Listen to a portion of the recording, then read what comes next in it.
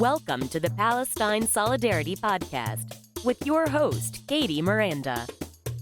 You can support this podcast by subscribing to Katie's Patreon at patreon.com/Katie Miranda, or by visiting Katie's online jewelry and art store at katiemiranda.com.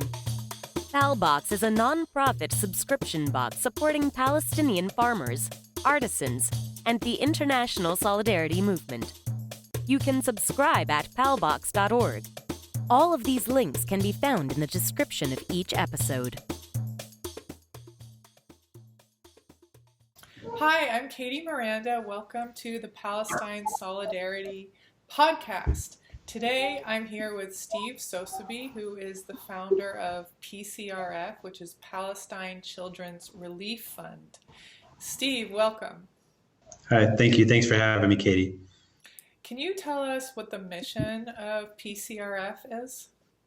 Sure. Well, the organization was founded almost 30 years ago with the main goal of, initially during the first Intifada, the objective was to identify and help provide medical care for injured children who are, suffering from gunshot injuries and other types of disabilities which couldn't be treated here in Palestine. And over the years, the organization has grown and taken on other types of responsibilities, most particularly bringing in volunteer medical teams from all over the world to operate in local hospitals, build up services within the local health system to fill gaps in the health system here in Palestine, and to not only take care of the short-term urgent needs of injured and sick kids, but also train local doctors and hopefully build a more sustainable health system. We're a very humanitarian program. We take kids outside for free care. We bring volunteer doctors in. We do humanitarian projects and programs, and hopefully provide some form of support and solidarity with the Palestinian people during these very difficult times. And how did you get connected in Palestine in the first place? Gosh, you're going back quite a ways with me here. So I started focusing my energies and dedicating my life to the Palestinian struggle for freedom, for peace, for equality, for justice here over 30 years ago when I was a college student back in the United States. I'm from a small town in Ohio called Kent. And our town, when I was a small baby, I wasn't old enough to remember, but our town had an incident during the Vietnam War in which National Guardsmen, soldiers came onto the campus and killed 4 students, unarmed students who were peacefully protesting the American invasion of Cambodia. And being brought up in a small town with that kind of historical legacy of states, I was raised, even though West Town, with very kind of liberal ideas about social justice and freedom, and being raised with those ideals, and then going to the university at a time when the Palestinians were starting their first uprising to liberate themselves from military occupation here in the West Bank and Gaza. I realized and started to read a lot about the history and understood what the context of the struggle was, and wanted to come and see for myself what was happening on the ground. And I had that chance thanks to a program called Eyewitness Israel through the ADC, and saw firsthand what the situation was like in the West Bank and Gaza during the first year of the first uprising. And, when I went back and finished university, I came back to work as a journalist and wanted to tell the stories of the people I met, the everyday struggles of Palestinians living here, trying to raise their families, have an education, have access to health care, just live normal lives. And, wanted to share those stories with the American people, because I knew that if my brothers and sisters, my friends, my neighbors, my fellow countrymen were aware of what was really happening here on the ground, they wouldn't tolerate it. They wouldn't pay for it. They wouldn't support it. Because it's injustice and it's against the very basic ideals of freedom and equality.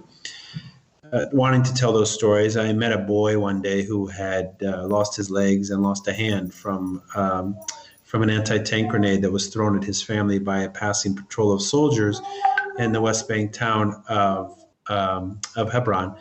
And I met this boy. He was full of life. He was full of so much positive energy despite suffering such terrible injuries. And I arranged for him to go back to Ohio, where I'm from, for medical care. He couldn't get here in Palestine. He got new legs, and he was the first injured boy with his sister, who was also injured. They were the first injured Palestinian children to travel to the United States for medical care, and everything was free. And it galvanized and organized the community in the United States to be involved. They took care of these kids. They were there without their parents. They raised money for them to have a college education.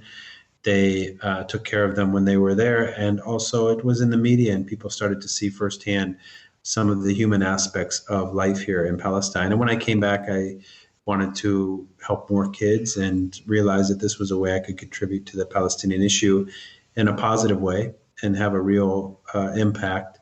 Even if it was just one child at a time, it could have a real impact on the lives of Palestinian children. So that's how I got started. That's an amazing story. What happened to that young man, your first patient? Yeah, so he went to college in Libya. He got a degree in law. He went to law school in Libya. Wow. He's back in the West Bank and living in back in the West Bank town of Hebron.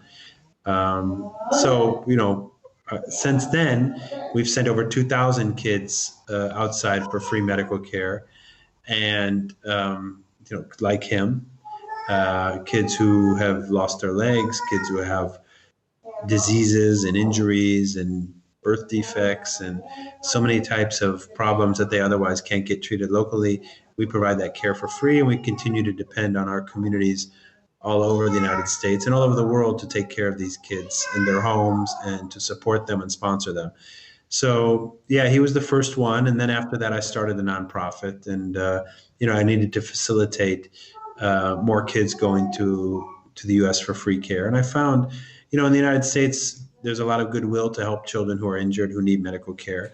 Our health system is privatized, obviously, so it's a little bit easier to have decisions made that aren't bureaucratic. A CEO of a hospital in Kansas City or Seattle or Miami can make a decision about accepting a child that's not within the government health sector like it is in Germany or Belgium or Italy or places like that. So we were able to really get a program started that facilitated thousands of kids going over the years for free care that they otherwise wouldn't get. So that's really interesting what you said about how the privatized care is actually an advantage to you guys. So do the CEOs of the hospitals, do they just provide this care for free? Or they do. Do you fundraise for it? No, we don't pay for medical care. I mean, there's a few circumstances. We sent a girl to Turkey for a liver transplant a few months ago, but that's only because that kind of operation really can't be arranged for free. It's a huge operation. So we crowdfunded for it, and we were able to raise the money that saved her life. Wow. But no, those kids, we arrange it for free. So, that's part of our work. We have a full-time patient affairs coordinator named Dunya Said in New Jersey, who's excellent. And she works 24 hours a day to get kids out of Gaza, out of the West Bank, to find treatment for them, to find host families, to arrange their visas, to take care of the logistics and the accommodations and the appointments and everything. It's a big program. It's a lot of work, but the results are that these kids get treatment and they go home back to their families in much better condition. So I want to go back to something you said a little bit earlier when you visited on that trip during the first Intifada. You said that you thought that once the American people saw what was going on, they wouldn't tolerate it. And that was back in the early 80s. And here we are today, it's nearly 2020. And what struck me about what you said is that's exactly how I felt when I first went there in 2005. I thought, once the American people realize what's going on here, they're not going to stand for it. And then yet here we are. It's 2020. This is still happening. Can you talk about that a little bit? That's kind of a hard pill to swallow, Well, I think a lot's changed since when I first came here. Obviously, the internet and social media and communications has revolutionized the world, and to good and to bad, obviously. But I think people are much more aware of what happens here. I think people see firsthand often stories and things that they never saw before. Everybody was walking around with a camera in their pocket on their phone and having instant access to the world to share those images. This at the same time, people are desensitized to these type of stories now. They've seen so much of it, not just in Palestine or in the Middle East in general, but everywhere, every day. It's a little bit about what's happening in the American political system. You get just desensitized to the outrageous things, our president says and does every day, that it is no longer outrageous. And that's one of the bad things about social media. But I think things have changed a lot. I mean, when I first came to Palestine in December of 1988, which was the end of the first year of the Intifada, which was a very bloody year for Palestinians, people in the States just didn't know anything about what was happening here. They didn't see images unless a few of the networks, at that time there were only 3 networks on TV. There was ABC, CBS, and NBC. And if those news channels wanted to share the news about what was happening here, they would. Well, now there's literally hundreds and probably thousands of different outlets and platforms by which people can share images and stories. And again, that's a great way to educate, inform, and organize people, but it's also a way to manipulate and distort facts and in the news as well. I think people are more aware. I think things have changed, especially in the younger generation. You see it among kids, and the Jewish population in the States have changed quite a bit on this issue. You see young people who no longer believe the lies and propaganda which has been spoon-fed for years on this issue.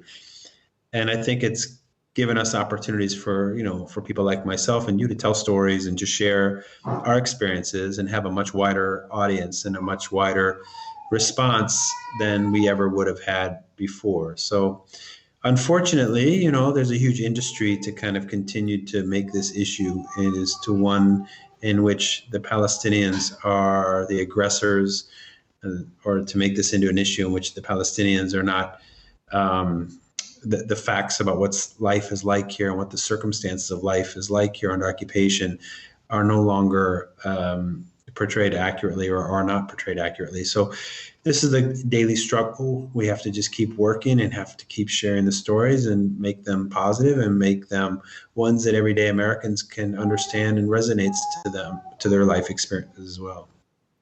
So what are your top challenges with running PCRF? Is it fundraising, getting kids in and out, or just dealing with the sadness? Yes to all of that. I mean, look, this is a huge problem here in Palestine, life in general. You have so many challenges in every aspect of life, whether it's education, whether it's jobs, whether it's social circumstances for families. We're taking on one aspect of that, which is the health sector. And we've even narrowed our focus into children's health, and in particular into surgical needs of kids. So we've taken a very narrow area that we feel we can have an impact. I think when you narrow your focus on any problem, the ability to solve that problem or to have an impact on that problem is much more effective. You can have a much more effective impact on it. So we've tried to narrow our focus as much as possible. But at the same time, it's a huge, huge undertaking. In places like Gaza, where 60,000 babies a year are born, it's in those, in a population of 2 million people confined into one of the world's largest indoor prisons. The challenges are overwhelming. And while we are doing amazing things, we just built a cancer hospital in Gaza for children, a huge accomplishment. We've sent 50 medical teams in this year and provided thousands of kids surgery and medical care that they otherwise wouldn't get. The needs are still overwhelming. And I think that's the biggest frustration is, how do you really prioritize and identify ways that you can have an impact? The short-term needs of people being injured here or having medical diseases or medical conditions that need help often outweigh our ability to have a long-term sustainable impact on the health system here. We would love to train doctors more. We would love to build more institutions and more departments in hospitals and bring in more equipment and use our resources, our limited resources in those ways. But unfortunately, when you have casualties like we've seen in Gaza over the past 2 years, when you have the shortages of chemotherapy drugs for kids with cancer, or the lack of access to specialized services, then you have to really address those urgent needs because people are dying. So that's, I think, the biggest challenge for us. Of course, things you mentioned, fundraising, access for our physicians to get in, and the psychological aspect of our work here, which is that, you deal with very hard everyday circumstances of people suffering, people dying, children being injured, children losing limbs, children being orphaned, parents being killed, lives being destroyed, and not in a small number either. It's a huge, huge number. It's sad, it's depressing, it's frustrating, but we have to focus on the positive things that we can do, the change we can make, the impact that we can make. And I think that's the biggest challenge for all of us who are working for justice, freedom, and peace here in Palestine, is to focus on ways that we can make a positive impact and not to be distracted or discouraged by the political environment, which doesn't give any real hope for freedom or peace here anytime soon. We have to really just focus on what we can do as individuals and collectively, put aside whatever religious or political differences that we might have, philosophical differences, and focus on one common goal, which is to help the people here to live better lives. And I think if we do that, if we are able to focus in that way, and that's what our organization was built on, those principles, we can make positive and significant change. Unfortunately, here in Palestine, you have a dysfunctional political movement. The Palestinians are split. They have not put aside, the politicians have not matured enough to put aside their differences between what their vision is for the future of Palestine. And as a result, we are in a leaderless kind of environment. And that's also very frustrating and discouraging as well. Does that ever get in the way of your work, like the Palestinian interpolitical struggle? It does, of course. I mean, politics is every aspect of life in Palestine. It's the air you breathe, it's the water you drink, it's the roads you drive on, it's the olive trees and the food you eat, and every aspect of life is politicized here. So it's impossible to live without being touched by or impacted by the domestic dysfunctional Palestinian political realities. I was in Gaza last week. That's under a regime which is not recognized by the international community, who is ostracized, who don't have, any international connections in the world or normalized relations, and not even with their own brothers and sisters in the West Bank. So that makes it very hard here. We abide by U.S. rules. We don't deal with them either. But, the reality is that they rule the Gaza Strip. And if we want to help the 2 million people there, we have to kind of navigate through very difficult waters here and still, not do anything that violates my government's laws and regulations or that of anybody else's. So that complicates things. We want to get kids.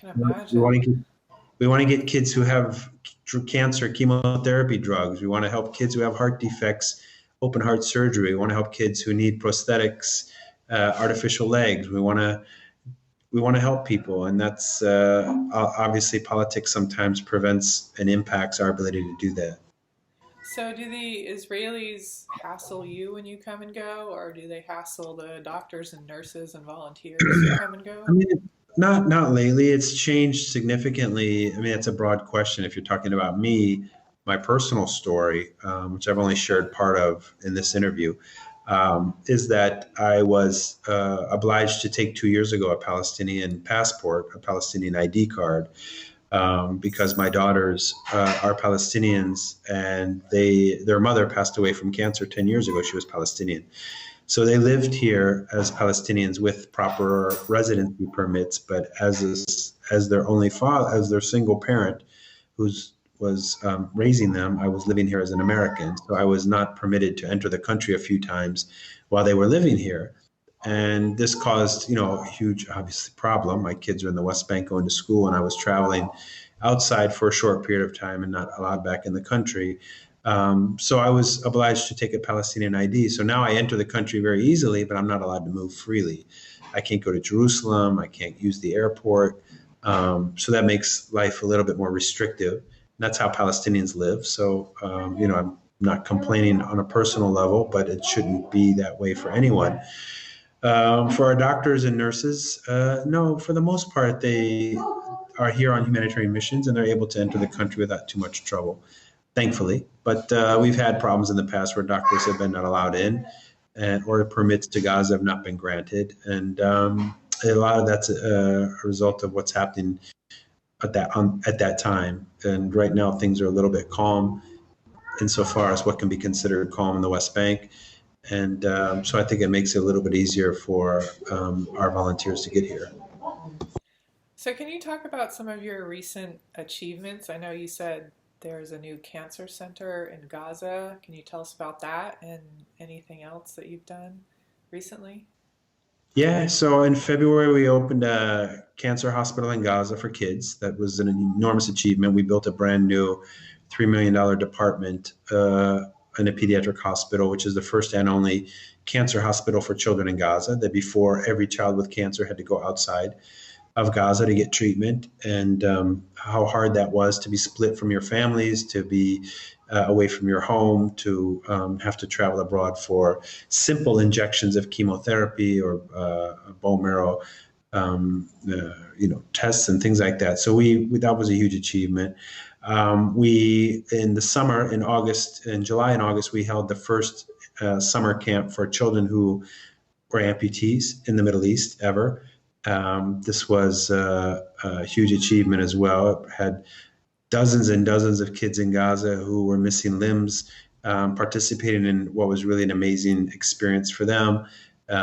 We're starting a project here in Gaza to train local prosthetic technicians how to improve the quality of care. So all of these kids who are missing limbs as a result of gunshots, or shrapnel, or birth defects, or car accidents, whatever, can get a prosthetic and go back to school and hopefully get back to living a normal life as much as one can as an amputee. We're building currently here in Ramallah, where I live, a new intensive care unit for children and a pediatric cardiology department that will enable the development of open heart surgery procedures here in the West Bank, which currently there are none. We just had last week a team from Italy in Gaza doing open heart surgery on babies there. Every week we have teams of surgeons and teams of doctors coming in from all over the world to operate on kids in the West Bank and Gaza. We're the only organization working at this level. We did 170 medical teams here last year from as far away as New Zealand and Chile, who come without charge and treat kids for free in such specialties as open heart surgery, orthopedics, neurosurgery, spine surgery, cleft lip and cleft palate, plastic and reconstructive surgery, every subspecialty that doesn't exist in the public health sector. We bring in people, experts from all over the world to provide that care for free. So we've treated this year, 2019, we've treated over 2,500 children have had surgery through our organization. So those are some of the great accomplishments. We run programs for orphans in Gaza. We provide milk for refugees in Lebanese nurseries for kids to ensure they get proper nutrition. Just a huge amount of work. You can check it out on our website, which is pcrf.net. And we built a cancer hospital in Bethlehem in 2013, the first and only hospital in the West Bank for children with cancer. And that was in the name of my late wife, Huda al-Masri, who passed away 10 years ago from leukemia. So that's some of the accomplishments. But the greatest accomplishment, in my opinion, is just building an organization that gives Palestinians and people who care, like ourselves, a chance to be involved and do something positive and to show love and compassion and healing for people, for marginalized people who are being treated in a very inhumane way. And I think that gives a sense of solidarity and a sense of hope. And hopefully that gives people feeling that they're not alone in this situation, that the lives of their children matter, and that people do care, because there are thousands of people who are part of PCRF who are showing the world that we do care and that we're doing something about it. That's really amazing. I was just trying to imagine what kind of staff you have. Like, it must be huge. Are most of them paid or volunteers or like all Well, over the world? Or? our staff are paid. I mean, we have an office in South Gaza, Central Gaza, North Gaza. We have 6 offices in the West Bank. Uh, we run our medical missions, from Jenin in the north to Han Yunis in South Gaza. We have a team right now in the West Bank town of Hebron, doing vascular thoracic surgery on children. These are very complicated procedures. You have to organize the missions. They have to be safe. The patients have to be safe. The volunteers who are coming into very dangerous areas, you need people who can manage those. So yeah, we have field workers, social workers, accountants. This is an organization. You don't run these things with a volunteer staff, but at the same time, we exist because of our volunteers, whether there are doctors or nurses who come here, people who take care of our kids when we send them to places like Chicago or Los Angeles or wherever. And then, of course, our volunteers who organize events for us to raise money to make this organization run. It is a huge undertaking. It was something I never thought when I started the organization that it would grow to be like this, but I'm very proud that it has, because it shows that that a lot can be accomplished when you stick to it and you work hard and you stay focused on a very noble and positive mission. And you oversee all of it, basically. You're like the Yeah, CEO. Yeah. I'm the CEO. Yeah, so Wow, I run. I mean, that's yeah. must be an incredible amount of responsibility on your shoulders. Thank you for saying that. So not everybody realizes that, but yeah, it is. But it's a life mission. It's one that has become you know part of it is who I am as a human being, that I'm able to do something that gives my life meaning and purpose. It's helped me get through the loss of my wife and to rebuild my life. And if I didn't have this humanitarian noble mission, I don't think I would be able to, continue to live with any sense of dignity or purpose anymore. So I'm very fortunate that I have this life mission. Yeah, that's amazing. I was going to ask like what drives you, but I think you kind of just answered that. Is there anything else you'd like to add to that? Well, I think as human beings, we're all driven by a sense of, wanting to have purpose in our lives. And I think Yeah. you can see that, when you see people who have everything, people who have all of the wealth and all of the material comforts in life, who are very unhappy because they don't have a purpose. And then you meet people who are, school teachers or physicians or house, mothers raising kids or whatever, raising kids, and they have a purpose in their life and they're very happy and they're very satisfied. And I think that's the important thing to remember in life. It's not about what you have materially, but it's what you have that drives you every day, what gives you satisfaction and self-worth. And I'm just fortunate I've found that in my life and continue to hopefully build on it. That's amazing. Can you tell us about volunteer opportunities for PCRF if people want to get involved, like in the US or Europe, either, like staying here locally and hosting kids, or if they're in the medical profession, traveling over to Yeah. volunteer? Yeah, so I mean, we have lots of opportunities. Obviously, with an organization like ours, we have 30 volunteer chapters in the United States. From Portland, Oregon, down to San Diego, through Dallas and Houston, Atlanta, Chicago, Cleveland, Detroit, Boston, New Jersey, New York City. We're an organization that exists on a grassroots level, and it's open to anybody who wants to come in and to be a part of our mission and our vision. So all you have to do is just visit our website, and there's an application that you can kind of fill out and contact us. You just say, hey, I'm in San Francisco, and I want to I want to be a part of PCRF, and just reach out to us. Now, for physicians, of course, it depends on what your skill sets are and what you're able to provide, but we usually can find kind of way for our doctors for any doctor to come here and play a positive role in the health sector in Palestine. So it's just a matter of going to our website and reaching out to us, and then we'll be sure to follow up.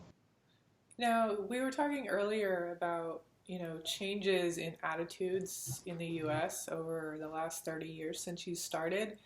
Have you ever been asked to speak to lawmakers in the U.S. or had any contact with the lawmakers on the subject of Palestine? I've not. I would be happy to if that would play a positive role in educating or enlightening people who are decision makers. I'm But surprised that you haven't, to be honest, like that nobody's reached out to you. But I mean, who would reach out? I don't know who's the one who's doing this kind of work for the Palestinian people. I mean, who's the one who's saying this is a good speaker to come talk to a congressman or right? I'm happy to do that if anyone has that opportunity. It's something that hopefully would be important and make a difference, but I've never been asked. interesting. Okay. Well, thank you so much, Steve. I appreciate you taking your time. Obviously, you're a very busy man. So, thank you. No problem. It's my pleasure, Katie. Thanks for having me, and keep up the good work. Thank you. Mhm.